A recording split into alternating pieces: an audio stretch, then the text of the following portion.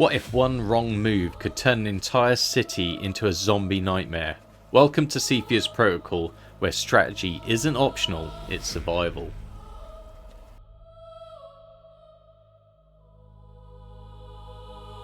Hey everyone, welcome back to Gilbroz Gaming Channel. If you're new to Cepheus Protocol, this beginner guide will walk you through everything you need to survive your first outbreak, from base building, squads, and stopping the infection before it spirals out of control.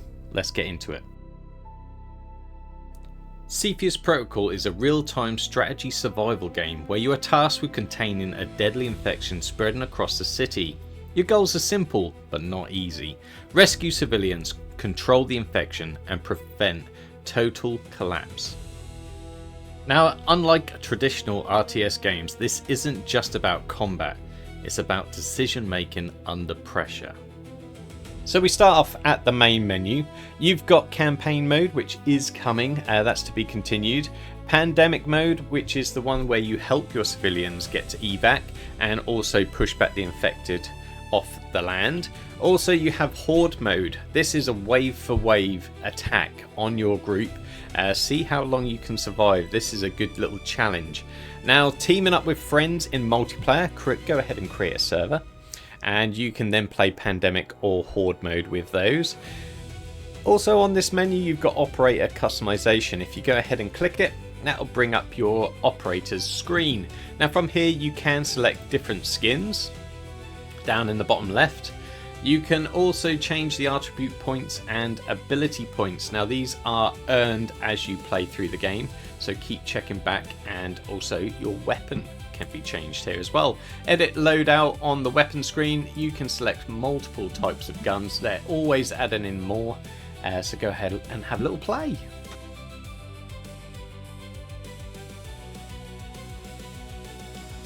Understanding the infection is the most important system in the game. Not every civilian is safe, some may already be infected, and you won't always know at first. Infection spreads over time and through contact. Infected civilians can suddenly turn hostile. One mistake can trigger a chain reaction. Different infected types. You have the runners. These go in mass hordes and can easily overcome you. You've got the bombers, who will destroy pretty much anything in their path and cause mass area damage. Now these guys are heavy units of the infected. They can pack a punch and also take one. They have an increased health bar, so watch out for those. These are the spitters. These guys can spit great distances, so watch out for anything you've got up in the air. Also guard towers. They like to take out the units inside. These brutes are the juggernauts. Now these guys, when you see them, get out of their way. They will sling cars at you and create absolute havoc. They pack an absolute punch and they take one as well, so be wary of the juggernauts. At the center of every red ring on the map you will find one of these. This is the gas tower. This produces a poisonous gas that, if your units are in that circle, they will slowly deplete their oxygen levels, eventually becoming the infected themselves. A good strategy for taking these out is to get some fast moving units and hit them very quickly and then get the hell out of there. So as the infection spreads and the circles get bigger, you're going to see a lot more of these. You've got infected pods, which will create the infected units and send them straight to your door. Now for a little bit of defense, they are equipped with the infected spike turret. Now these will take down a lot of your units, aerial and on the ground, so be careful. This is Chelsea. She is one tough cookie. Chelsea comes equipped with her own infected pod. When you find her, make sure you've got a good army behind you, because she's gonna take a lot of bullets.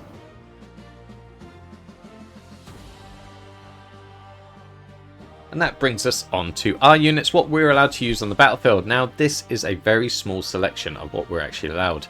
A lot of it can be unlocked in the doctrines list, so make sure you check that out. We've got the radio man, who can send in airstrikes as well as supplies to our units. The operator, who we can take control of and change the tide of the battlefield. We've got the scientists. Now these guys scoop up DNA and take them back. We've got the assault class who can build little structures. We've got the snipers who are long range and hard hitting. Engineers who build bases. You've got the spec ops. Now a small group of these will go in and get the job done, and they look insanely cool. Heavy weaponers who can lay down suppressive fire and secure small locations. Adrian Winter, who's the hero. And also your medic, who can heal all your units.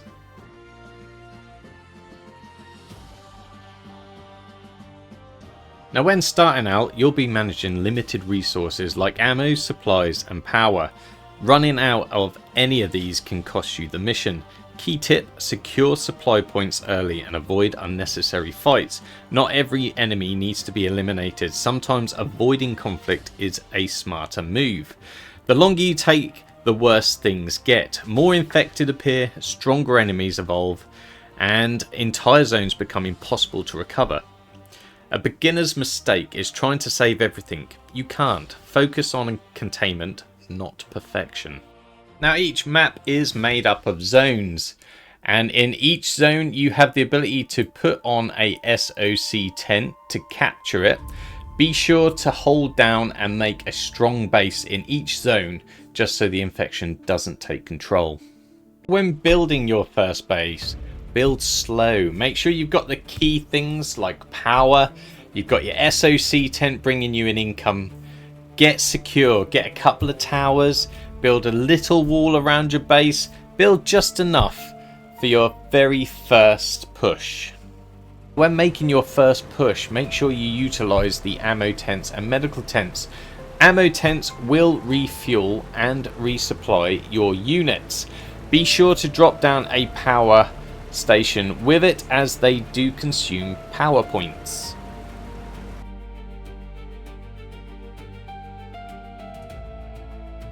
And that brings us to civilian evac. It is still a work in progress as we are in the experimental branch. The whole idea though is you'll be able to evacuate these local buildings, bring them to this civilian administration structure for screening, send them off their different ways. If they're infected, you can dispose of them. If they're safe, you can save them and evac them via helicopter or buses.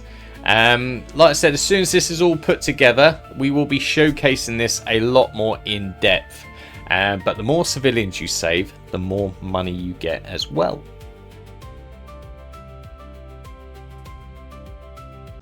Two units I would highly recommend for taking down early juggernauts is the Ajax with the tow missile, and also the Engineer with the M72 lore. Now to unlock the M72 lore, go onto your doctrines. It is in tier 1, so you don't take long to get it at all.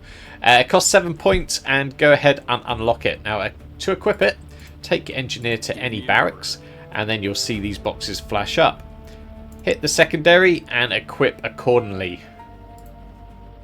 Another tip I would recommend doing early on is double up on your walls. As you can see, I've got 2 skins to this wall. That's going to take the infected a lot more time to get through, so the guard towers can do their job. Be sure to put down a logistics center early on so you can get more doctrine points as the game progresses. Don't forget, you need 30 for tier 2 and you need 60 doctrines just to unlock tier 3. So when you are ready to push, make sure you have ammunition tents and medical tents down. Put a few sandbags down, and this will be enough to keep you alive. Make sure the infected does not get behind your line, or you might end up losing space you've already captured.